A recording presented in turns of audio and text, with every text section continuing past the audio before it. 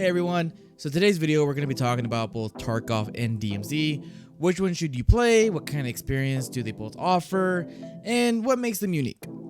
I know since DMZ was first announced, all the Tarkov community went absolutely bonkers and got stirred up, and after the release happened, we've seen a lot of people love it, and some people use it to kill time before the Tarkov wipe, But yeah, with Tarkov wiping around the corner, I wanted to come out with this video just so that, people who are on the, the bridge of playing Tarkov or on the bridge of playing DMZ, even though DMZ is free, a lot of people don't want to give up that storage space. I just wanted to go into both. But if you're wondering which one you should play, this video might be for you.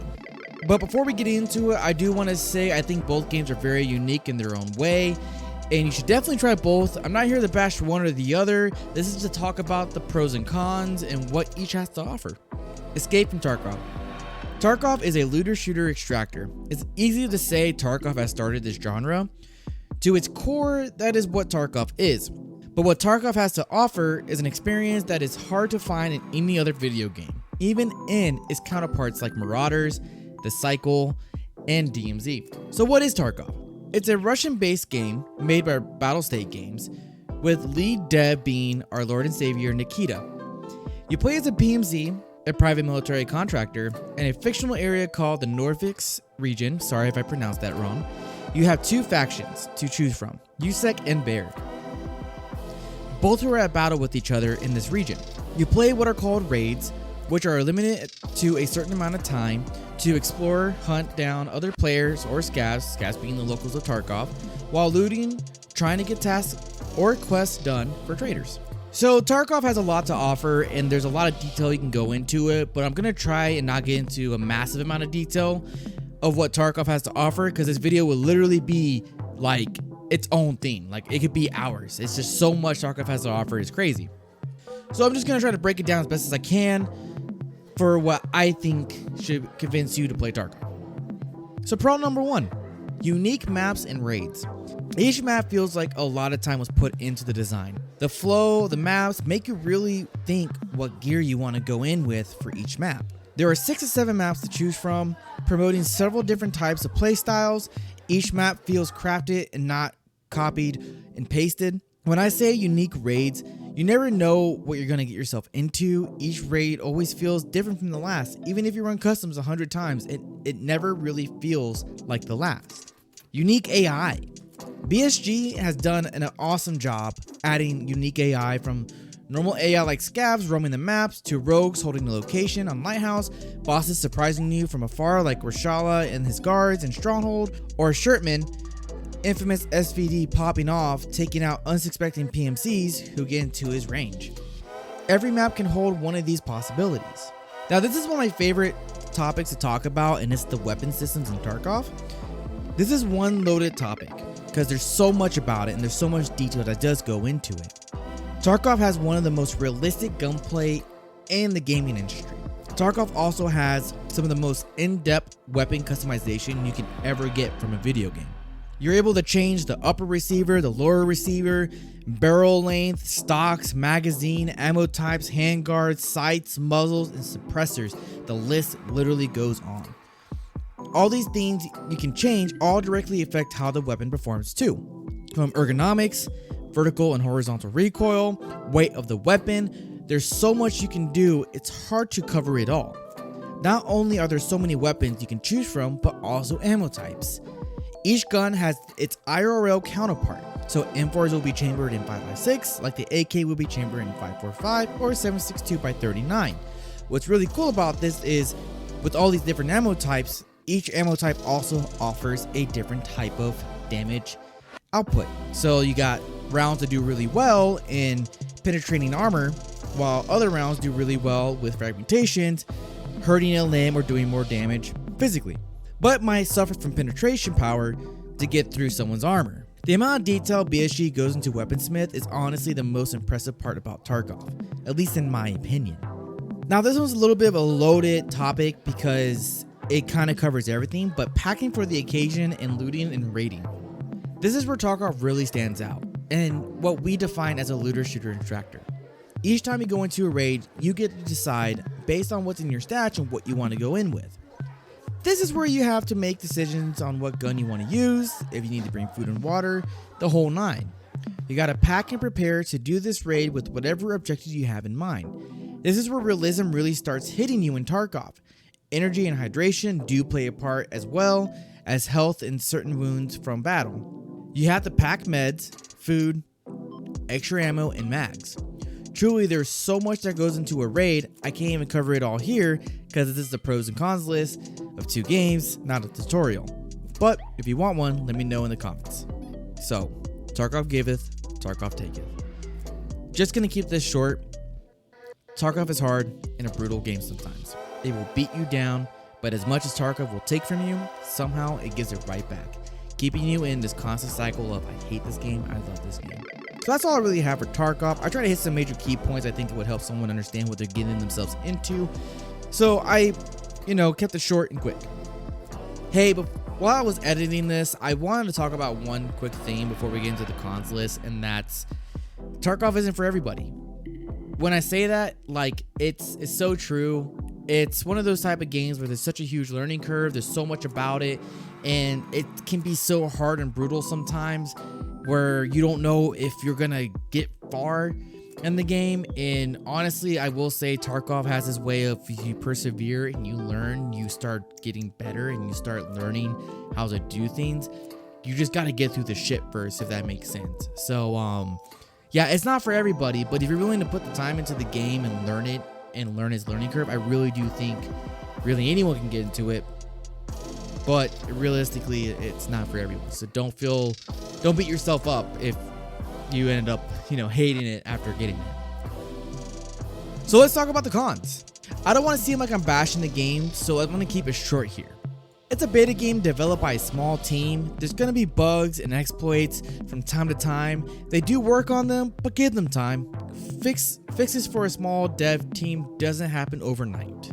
Cheaters. Due to RMT and other scenarios, cheaters do exist. They come in all shapes and sizes, but if you think you got by a cheater, just know it happens. BSG is working hard to resolve the issue and come up with a better answer. The AI. So while I love the AI can be brutal and unfair. Sometimes they're dumb as rocks. Other times they are the Terminator 3000s. Sometimes even a headshot won't kill them. The learning curve and replayability. The learning curve is massive in this game. But when you start learning the game and you start learning the maps and callouts and where things usually hang out, the game typically becomes easier for you, but is a huge learning curve that does deter players, and it's up to you how much patience you have to really learn a video game. Replayability is also another thing. So the game does wipe every so often, and a lot of people don't like it. I personally don't like it. I can't wait till where wipes are no longer a thing, but due to it being a beta, wipes happen quite often. But with replayability, that's really where I kind of goes hand in hand with me saying that the maps are so unique. No raid feels the same as the other. But a lot of the times when you go into customs, it can feel like, oh, I'm going to customs again, or I'm going to this map again and this map again, where it feels like you're doing the same thing over and over and over again. But replayability, Tarkov, people have found ways to be really creative and learn ways to play that makes it really fun for them. So the replayability is more based on you than it is, the average on everybody else. Now let's get into DMZ. DMZ is a new addition to the COD game modes that came out with Warzone 2.0. It's, in my eyes, a looter shooter extractor as well, but feels more like Warzone pick your own adventure. I had some ample time with the game mode and would consider myself rather covered on a good portion of the content to give a fair analysis. The biggest pro of this game is that it's free. Tarkov does run a price while DMZ is free. While this is tempting, do remember just because something is free doesn't mean it's always good for you. So while Tarkov is a little more slower paced, DMZ offers a faster paced gameplay that COD has to offer. DMZ offers a more casual type of looter shooter extractor with still giving you that rush when PvP does happen. DMZ is actually a lot of fun between the contracts to hunt down an enemy team or taking out a boss. DMZ also offers missions that go by tiers. The more you get done, the more difficult the task becomes. If you ever played Warzone, to be honest, you played DMZ. So how much fun DMZ can be, I do see a lot of downsides to it. AI. The map is cluttered with them. They sometimes spawn right on top of you, they swarm you like bees, and sometimes they're just absolutely cracked and will beam you without any warning. When DMZ first came out, fighting a bunch of AI seemed like fun. After a few raids or even a couple of days of killing AI, it doesn't feel as rewarding as it would be killing a scav in Tarkov, but it's more of a chore. AI usually carry the same couple guns with no additional loot to make killing them or even fighting them worth it. This is a case of Activision needing to learn quality over quantity in this aspect. PvP is so hit or miss. Some raids you'll get 2 to 4 teams to fight, other times you're just fighting the entire Almiraza army inside of a small shack. This is where I find myself just picking Warzone because I want PvP and DMZ doesn't always offer that. The map. To me, I hate saying this, but I feel like using the same map as Warzone for DMZ was just lazy. The map, in my opinion, is too big, and Activision's solution to it was just fill it up with AI. Honestly, I feel like a lot of the player base would just enjoy 2 medium maps with lower player and AI count, with more rewardable rewards from killing and looting. Questing. Gonna keep this one short, but the later tiers for questing are absolutely ridiculous.